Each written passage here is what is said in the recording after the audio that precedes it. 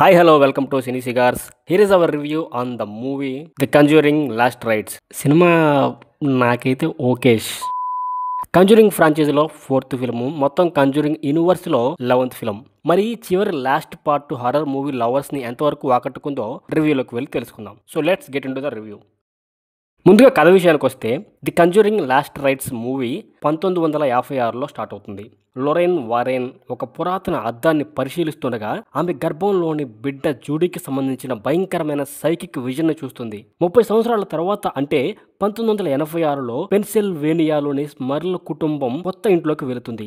Heather స్మర్ల్ birthday కోసం తెచ్చిన ఒక అద్దం దయ్యాల కేంద్రంగా మారుతుంది.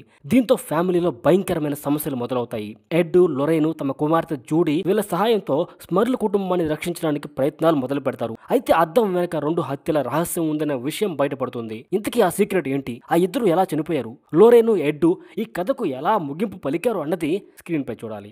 ఇక సినిమా ఎలా ఉందంటే అత్యంత భయంకరమైన సినిమాలలో కంజూరింగ్ ఫ్రాంచైజీకి ఒక స్పెషల్ ఫ్యాన్స్ ఉంటారు. చివరి పార్ట్ కావడంతో ది కంజూరింగ్ లాస్ట్ రైట్స్ పై భారీ ఎక్స్పెక్టేషన్స్ ఉన్నాయి. సినిమా స్టార్టింగ్ పవర్ఫుల్ గా స్టార్ట్ అవుతుంది. లొరైన్ 1956 విజన్ స్మర్ల్ కుటుంబం ఇంట్లో జరిగే హారర్ సన్నివేశాలు థియేటర్స్ లో ఆడియన్స్ ని భయపెట్టడంలో సక్సెస్ అవుతాయి. అలాగే ఈ ఫ్రాంచైజీలో ఒక ఐకానిక్ అన్నాబెల్ డాల్ తో ఒక సీన్ ఉంటుంది. అది సినిమాలో బెస్ట్ హారర్ మూమెంట్ గా ఉంటుంది. అయితే ఫస్ట్ హాఫ్ స్లోగా సాగుతుంది.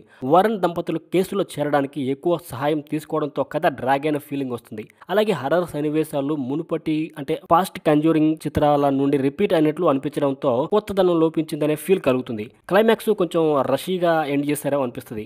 దయ్యం గురించి చాలా ప్రశ్నలు సమాధానం లేకుండానే మిగిలిపోతాయి. అంతేకాదు స్మర్ల్ కుటుంబం కథలో మొదట ఆసక్తికరంగా కనిపించినప్పటికీ సెకండ్ హాఫ్ లో వారి ప్రాముఖ్యత తగ్గుతుంది కూడా. దీంతో కథ అసంపూర్ణంగా అనిపిస్తుంది. కానీ లాస్ట్ 20 మినిట్స్ మాత్రం కొంతమందికి నచ్చే అవకాశం ఉంది.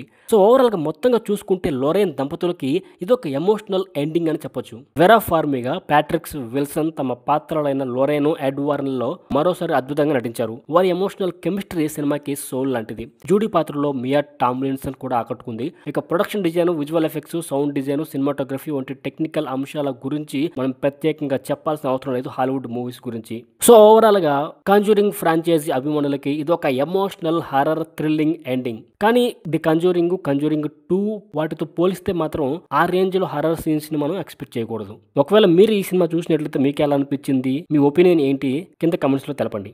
And this is cine cigars where cinema meets curiosity. See you in the next video.